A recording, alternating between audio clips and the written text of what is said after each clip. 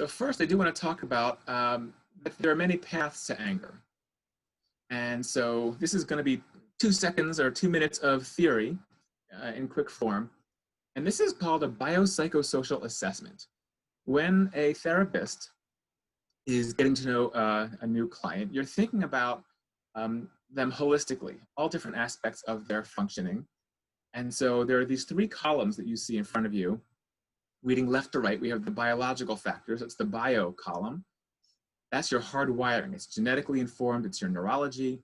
It's your brain wiring, right? So that's why we have the brain icon there.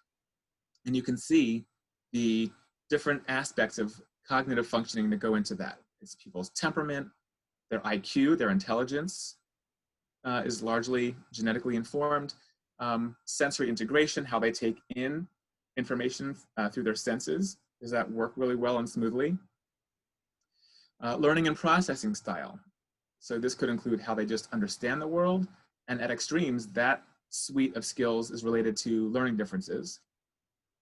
Executive functioning has to do with flexibility, problem solving. Executive functioning also has to do with sequencing and understanding cause and effect. That if my behavior, if I do something, that's a cause, then it affects. There's a reaction, action and reaction, right? So that's executive functioning. That's also related to impulse control, and that's tied into, some people call that sort of the ADHD suite of skills, of cognitive skills. The next part is social communication, which is related to social skills. Flexibility, understanding other people's perspective. Why did this person do this? Does someone else have evil intent or selfish intent, or was it something more neutral?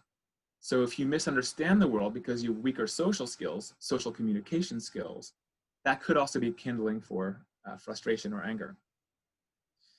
I'm going to mention the next one, the brainstem, and we're going to unpack that a great deal in one of the next couple slides. And so I'm going to mention that and move on. So all those bullet points right there, when I say hardwired, we can't take that away from the individual. You and I, each of us on this Zoom call, all have our own unique wiring with our own strengths or weaknesses. And so if you look back at the top of the column, you can see there's a plus or a minus. We all can have positives or challenges in this column. Right? Let's swing all the way to the right column, social factors. That's your environment.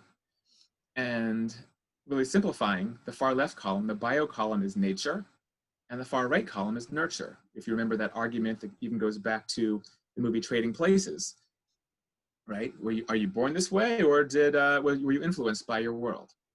And so this too, your social factors can be strengths and benefits, or they can be challenges. And so if you go down this column, it's all the things around you or your child. Parents, what's your family system and culture like? Extended family, your race, culture, and religion, all those things play a part in who you are. How about your school? Is your school safe? Is your school a good fit for you, or is that a stressor? Or is it supportive? Is it properly supporting the child? Same thing with camp. Are there any external supports or therapies?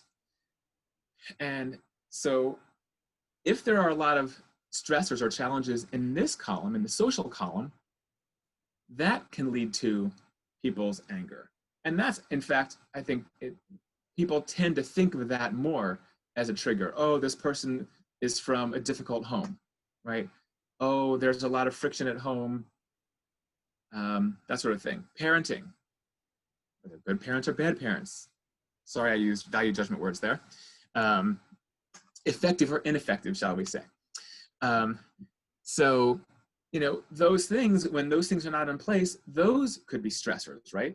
So now if we take the sum of these parts, you have the bio column on the left, which can help you to be really effective, problem solver, flexible, socially able.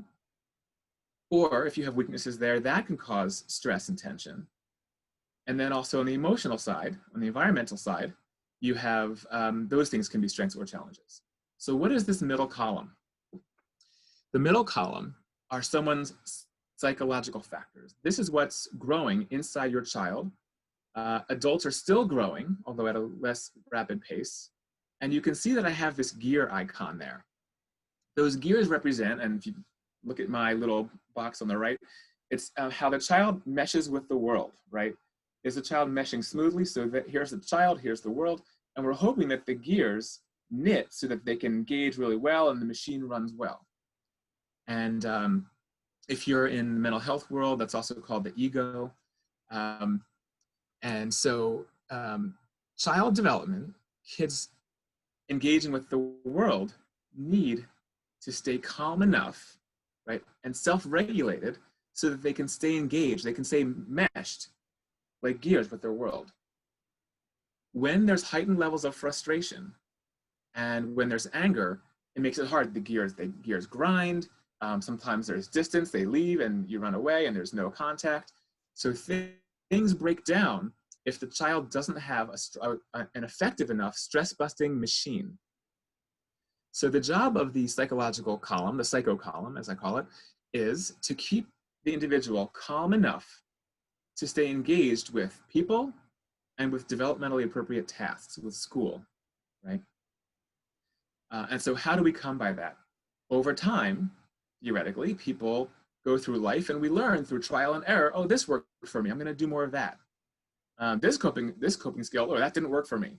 That blew up in my face, I got in trouble, I'm not gonna do that. So we have these learned coping skills, learned social skills.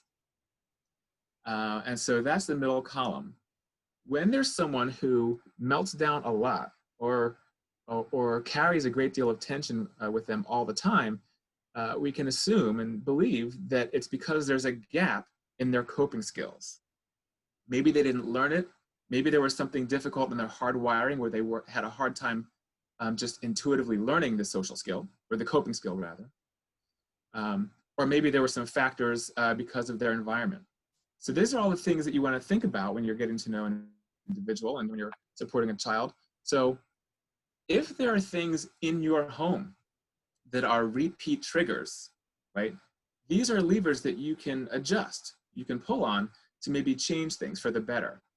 Are there different supports that we can put in place? I'm going to be sharing a bunch of supports and new ways that caregivers can respond, so we can make you more of a plus in terms of helping a child deal with frustration or anger.